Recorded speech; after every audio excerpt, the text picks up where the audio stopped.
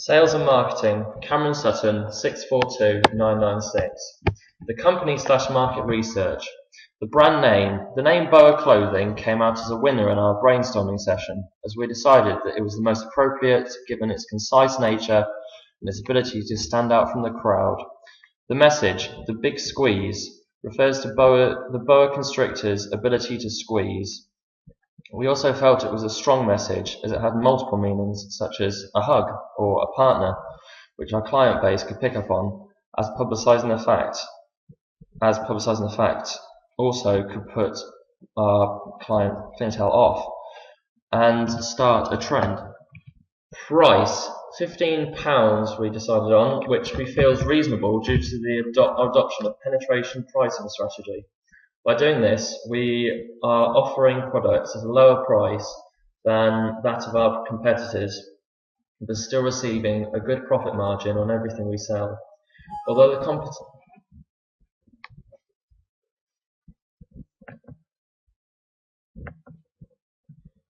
competition will benefit from economies of scale, we have a strong relationship with our suppliers who are willing to meet our needs. Each t-shirt will cost us £1.45 for a minimum order of 500.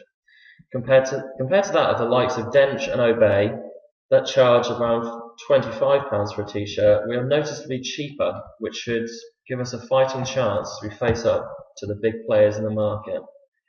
Our products are currently t-shirts for men, but we will undoubtedly expand into different ranges of apparel such as beanies, sweatshirts, etc. for both men and women. Our target market is 18 to 45-year-olds, which in 2012, February, according to the Office of National Statistics, there were 6,635,800 of them. And that our target market sources of income are part-time jobs, student loans, and parents' pockets, which we feel we need to lock into and work out how we will get that money off them. Our competitors are high street brands and other clothing lines, including, as aforementioned, Obey, Dench, and Republic. Could it work? Well, I've done some research, and according to my research, a success story / case study is starting to emerge right here in Southsea by a student duo who are currently specialising in IT and English with a company called Feel Like It Clothing. They have only been in operation for 6 months and only been incorporated for those 6 months, so haven't published any figures for us so far to see, which would normally be available by a company check.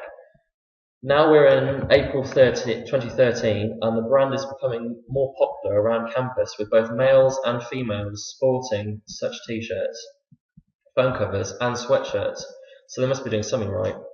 Clearly, there is a market for such an enterprise in the local area, but the worry is that they've beaten us to the first mover advantage, and as a result, we will always be compared to them in one way or another.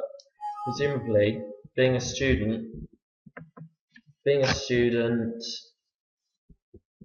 they have limited funds for advertising and promotional activities, so their only method of production is via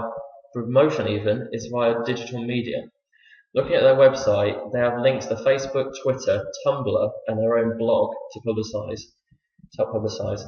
The website itself acts, which you can see the link there, acts as a shop window with images that show the garments off and offers that entice the visitors to make purchases. It's a similar strategy to the one that we're going to deploy, following on from our research, since it will give us the most bang for our buck. Having said that, we also feel that we have the upper hand over Feel Like It Clothing, as we are set to exploit below-the-line methods, promotional methods such as leaflet distribution, posters, and special promotions, as well as above the line such as special social media websites due to synchronous properties, and QR codes on print media, leading to what marketers call a many-to-many transmission model.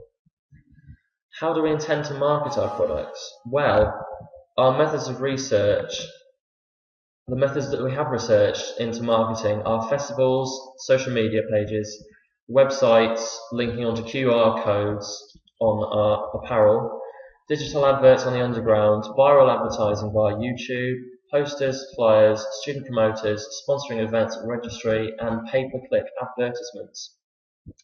I got into a lengthy email conversation with a company called Hype Beast Advertising, and we were sent one of their advertising lists of pricing, and it turned out that the cheapest they do would be $4,000 for pay-per-click adverts, which we thought would be very extravagant for a very small enterprise to start with.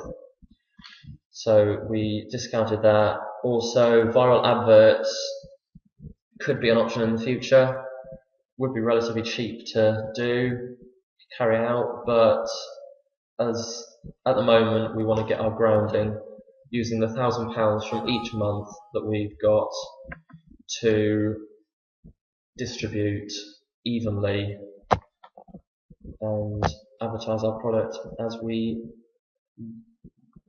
feel fit. Now I move on to the sales plan and our new business acquisition strategies and tactics. Our first strategy is to get the message out, which we would do by setting up social media sites, which we expect to gain 50 followers per fortnight thanks to word of mouth and the like and share competitions. Distribute print media targeting the local area.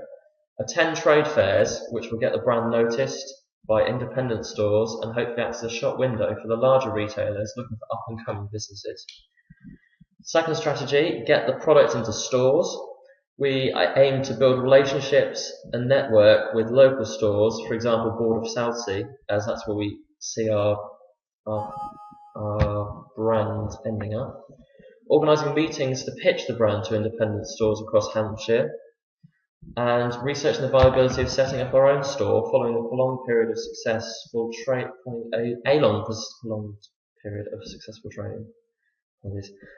Another tactic to utilise social media, competitions requiring entrant details and like and share competitions. We'd also have to consider the Privacy Act, but we can get into that when we get there. And finally, to expand, look into UK-wide promotion and setting up stores UK-wide when we've had experience locally. A good medium of doing that is student promoters. Now finally moving on to the marketing plan, here's my SWOT analysis I carried out. Our strengths are our legal identity, high rewards for us as we split the earnings evenly amongst the 4 owners, each to set up, easy to set up and little legislational requirements. But this could be seen as a weakness as well, with limited barriers to entry, enabling anyone to compete with us. Another point, innovative designs, strong brand image means we will be able to compete against the more established companies in the sector. Another one, higher profit margins, low purchase costs. And finally, pricing. We are very competitively priced and immune to price wars. Weaknesses could be our legal identity as well, unlimited liability, which means we take all the risk on our shoulders, and if the business experiences financial issues, we're responsible for paying them back. And market, it's an easy industry to set up in, and our only differentiator from others is our design. Opportunities are our legal identity again, possibility of growing in size and becoming a PLC in the future, floating on the stock exchange. And expanding internationally is a possibility if we manage to achieve good profits over the first few years of trading. Product development in that category. Threats, changes in consumer trends, tastes, needs, wants, etc. There could be bad publicity about our product or similar lines, which would cause negative views from our target market and would also impact significantly on our sales figures projected. And finally, intellectual property rights. Without any copyright or patents, our designs can be copied, although this is quite unlikely as we will have built up a strong reputation before we even have a chance.